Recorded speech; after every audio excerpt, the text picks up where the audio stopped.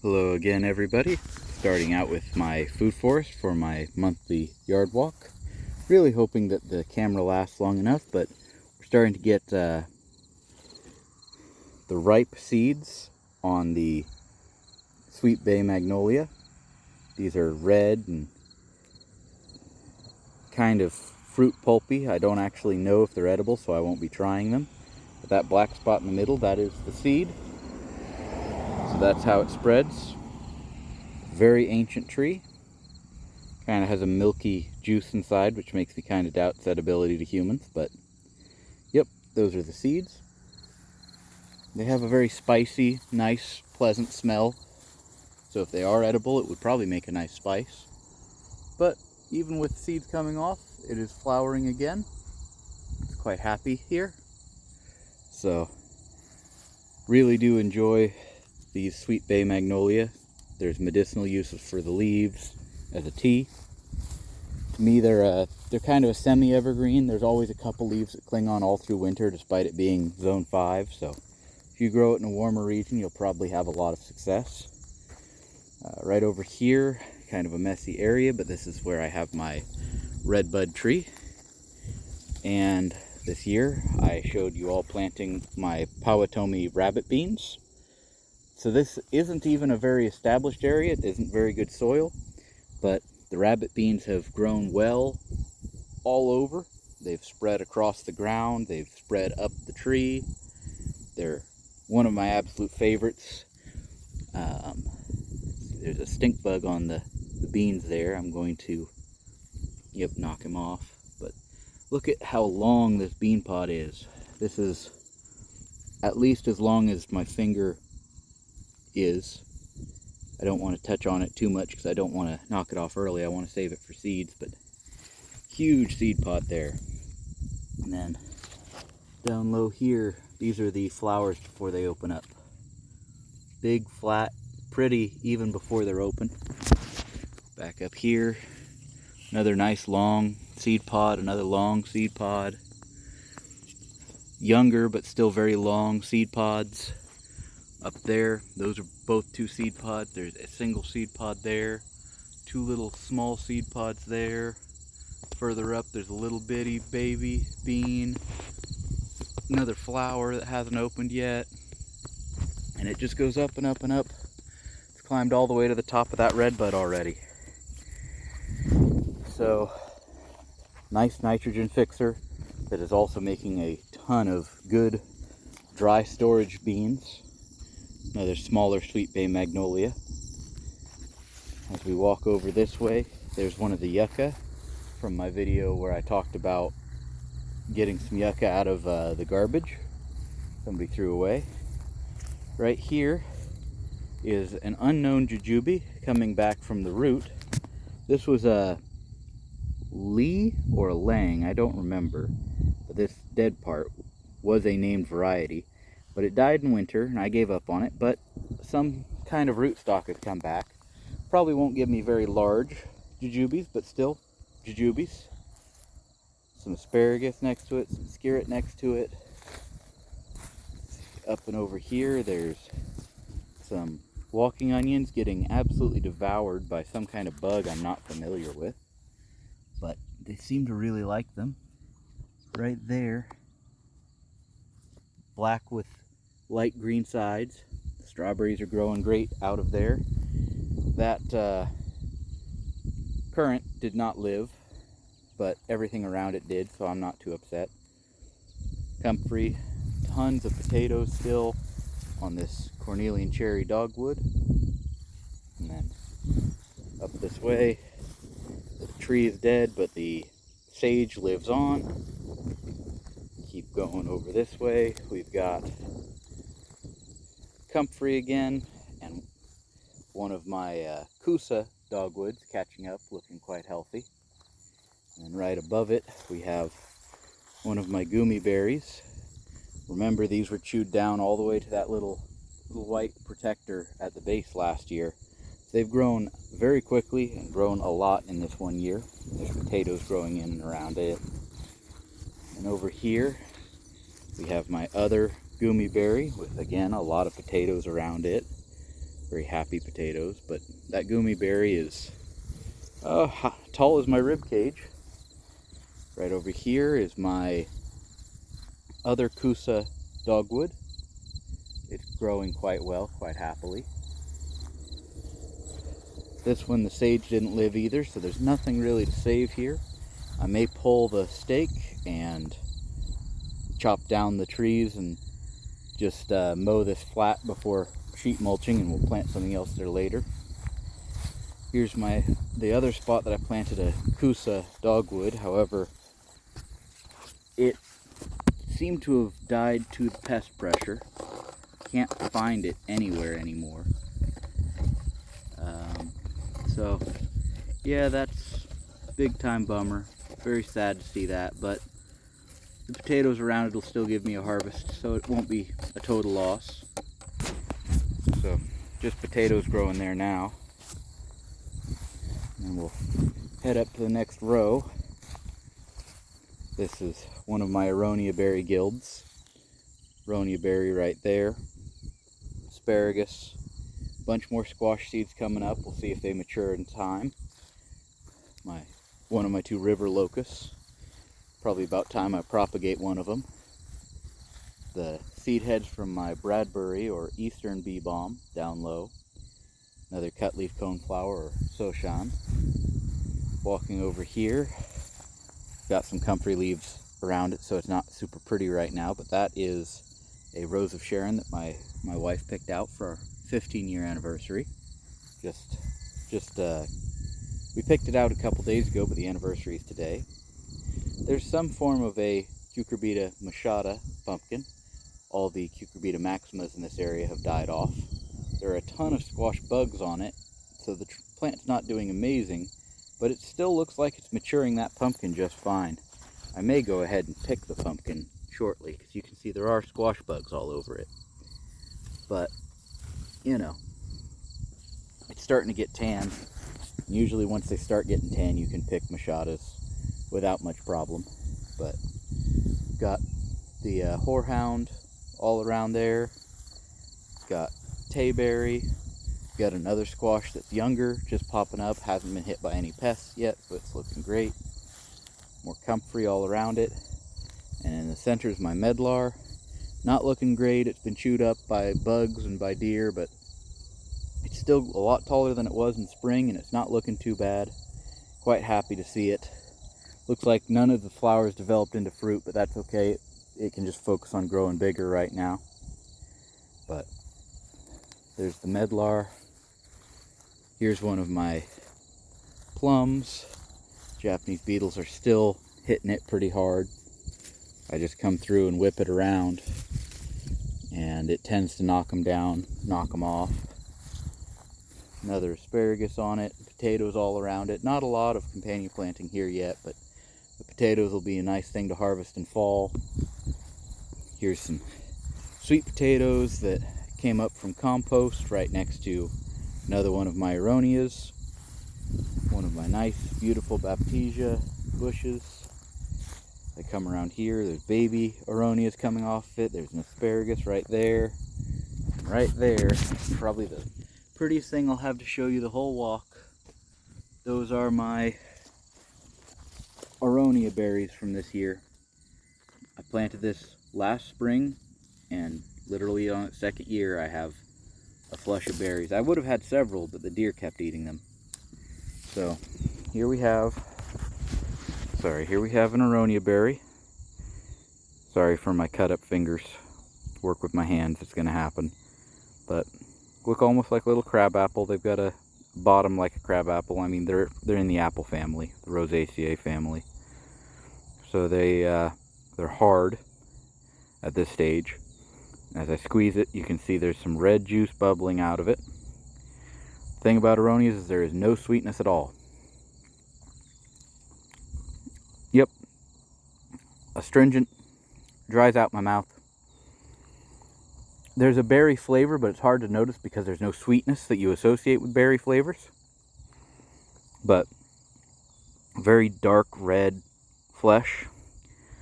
Squeeze it and you can get more red fluids, but yeah. drying to the mouth, but, oh, and you can see staining to the fingers. But I don't hate them, and they're great made into other things. Put them in a smoothie, make them into a tea, all sorts of ways to use them. Next aronia berry here, healthy and bushy. Not a whole lot else to say though. And then asparagus again. More potatoes all around it. And in here are the patty pans that I've shot a video or two on.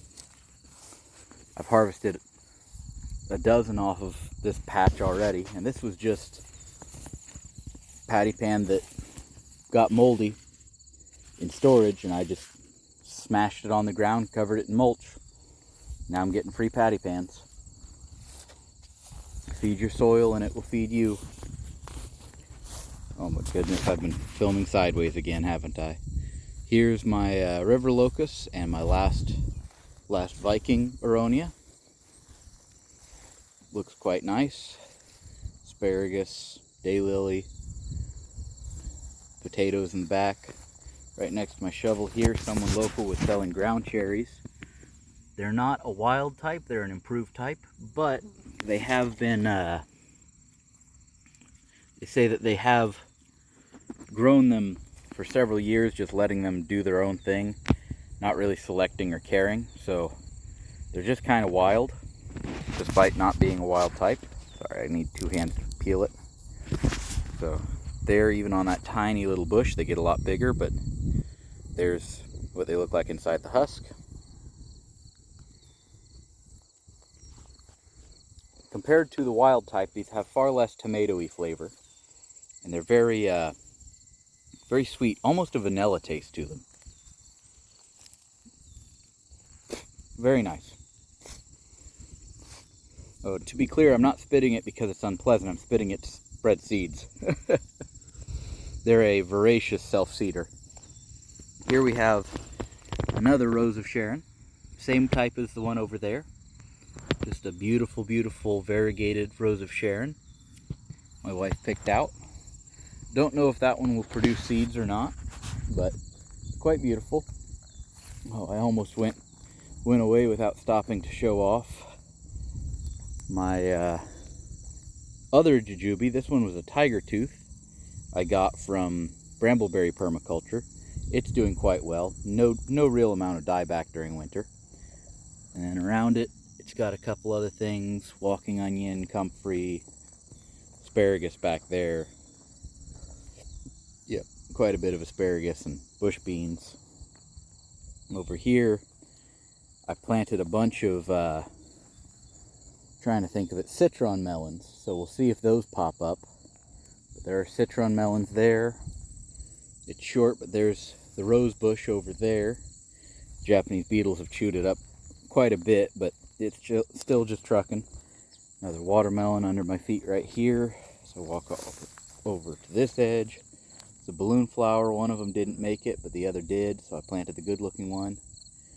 There's a couple bush beans. There's another redbud tree. There's a yucca. Here is another Kusa dogwood. This one I got from Walmart. I don't think it's going to be a good eating variety, but I got it so cheap on clearance I'm willing to try it. Some beet seeds that I sprinkled around the base. Bumblebees are starting to come back out because of the rain being over with. Here we have another Rose of Sharon. Looks nothing like what I ordered. I ordered it on Etsy, and that sometimes happens when you order things on Etsy. I mean, I can guarantee my shop is good, but can I guarantee other people's? Definitely not. But hey, I'm not upset. It's still gorgeous, and Rose of Sharon have edible leaves. So if you're looking for a perennial lettuce leaf, something you can mix in with your salads, that's a good option. There's a squash down there that I believe is a cross between a Seminole pumpkin and a Tromboncino. More comfrey all around this cherry tree. So that's my cherry tree. There's a bunch of walking onions up here that never fell. They still feel pretty hard, so I'm actually going to break them off and plant them. There's another pile down there that fell to the ground. Bee balm, lots and lots of squash. Oh my goodness, when they're dry like this, these walking onions are tough to peel one-handed. But yeah, hanging up in the air like that, they've toughened up pretty well. I'll bet they'll grow pretty nicely. So real quick, those wondering how I do my walking onions, just kind of squish them into the top of the soil. Same with this one. So I squished one in there. This one's got a bottom that it's fighting me on. Doesn't want to break away, but the roots are going to have to come out the bottom, so I have to get it off. And this one I'll do just a little deeper, just cause. And this last one I'll plant a little further away. I like to do a lot of variety in planting in different spots and different styles. You never know what's going to really work. Here we have a little spot of asparagus. I'm just going to leave that walking onion just barely exposed there. But right next to that asparagus, here we have another one of my cherry trees, doing well. Nope, I'm sideways again. So used to filming shorts. Yep, strawberries just going crazy with ground cover around it. Another squash that's doing iffy, but you know, still alive. Leads me to believe it's probably a Peppo variety because nothing else should really be alive at this point out here. Let's see. One of my apples, potatoes all around it. Got some asparagus around it, some catmint. Here we have another apple with a raspberry that's just going crazy. Big asparagus behind it too. Asparagus looks nice. Yep. Pile of mulch I've still got to spread. Another apple, another healthy asparagus. Green twister echinacea looking quite nice right there. This is an asparagus that is female.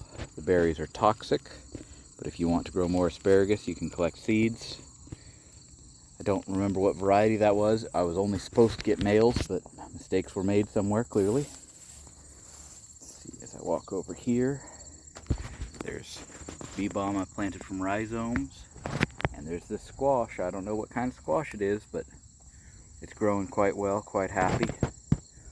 In and amongst the mess, there's tomatoes in there. None of them are ready to pick, though. Just trying to show all that I've got going. More squash over here. Tried all year to plant, gourds. But like every year before, I can't seem to get them to germinate, no matter where I buy them from. More asparagus, not doing quite as well. Another apple tree. This one I believe is my banana apple. There's banana mint down there. Comfrey all over. Huge asparagus in my way here. More comfrey in there. There's all sorts of stuff growing in there. I think I see some herbs. Trying to remember the name. Sweet woodruff growing in there. So lots of unique things in there. Here I believe is Asian sourleaf or Jamaican sorrel, hibiscus, lots of names it goes by, annual hibiscus, but it's growing quite well. I just really hope that it produces me seed before fall. Here's another one. Just growing amazingly, looks beautiful, but I don't know how well it's going to grow. Big patch of Soshan over there. Here we have grape growing all over this very sad mulberry. It was a nice grafted variety, but it died at the graft union. So now I'm just trying to make sure that the rootstock dies back so I can plant a new one, because I don't want to graft this time. I want on its own rootstock, no chance of failure. Here we have another asparagus growing well. It's not looking amazing, but that's a oh my goodness, I'm forgetting the name. It's a type of hybrid between a mountain ash and a pear. I think Shapova. It's called a Shapova. Here we have another beautiful looking squash. And mixed in with it back there, there's another bean, rabbit bean. Another skirret.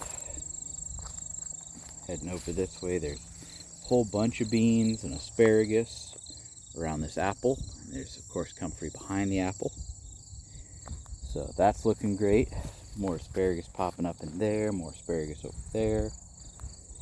I'm gonna walk back out this way towards the edge. Of course, that's amaranth. It's not flowering very well, but it is amaranth. Lots of raspberries. Starting to get really big. None of them are ripe yet, but they're starting to get big. So I'll probably miss the ripeness on those while I'm working.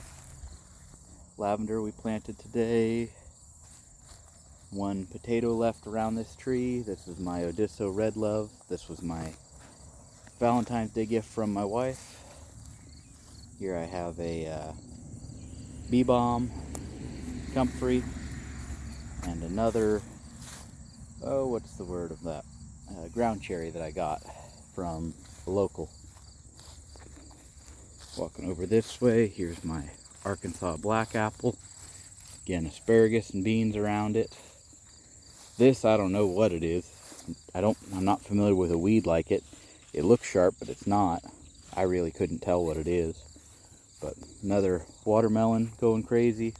Radishes are still going crazy.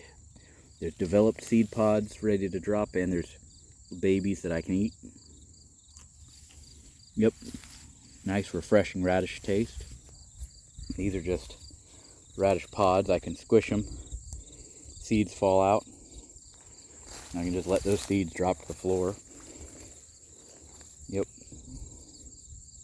Over here, more asparagus around my contender peach. And then around this is my chamomile, which I've been allowing to self-seed as much as possible, really. And tomatoes that have come up as volunteers absolutely everywhere. Lots of tomatoes. Oh, just picking that branch of chamomile to throw the seeds, I got hit with that smell. Very strong chamomile smell. I'm actually gonna grab another. I'm kinda hungry. Oh, yep, sometimes the whole branch comes off like that.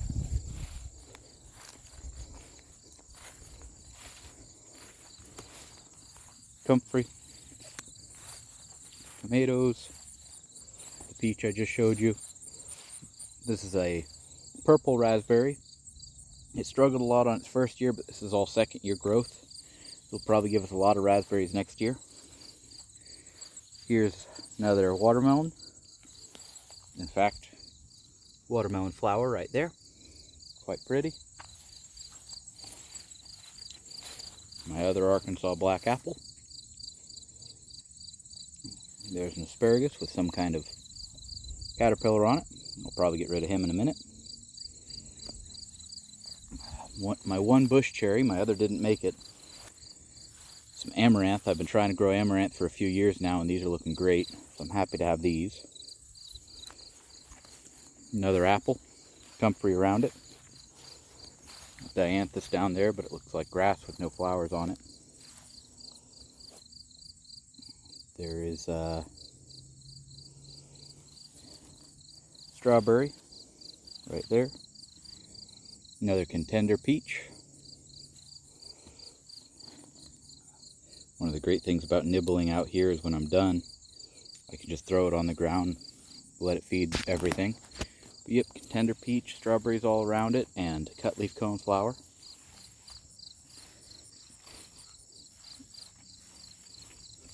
My wonderful little patch of cactus, great medicinal. They just kind of replicate themselves year after year, survive our cold, no problem.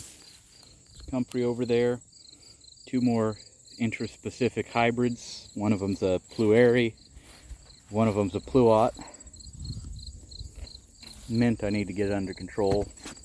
More mint I need to get under control. Mum. some beets. Getting in here further, here's a sea berry I bought from Richter's. My male is still small and weak, so he won't be able to pollinate any of the females for a bit, which is a shame.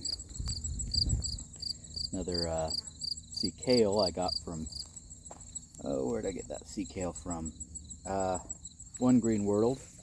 Been quite impressed with the One Green World sea kales that I've got. My Peace Garden apple also has a tomato volunteer growing at its base. Comfrey all over the place.